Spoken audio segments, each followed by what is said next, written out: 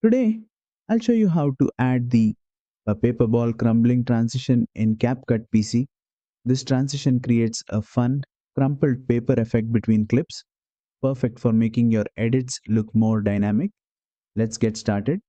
First, import your two clips and place them side by side on the timeline. These will be the clips where we apply the transition. Now, head over to the Transitions tab. In the search bar, type paper ball and you'll see the transition appear. Simply drag and drop the paper ball transition between your two clips and it will instantly apply the effect. You'll notice how the scene crumples up like paper before revealing the next clip. To adjust how fast or slow the transition plays, just drag the edges of the transition on the timeline.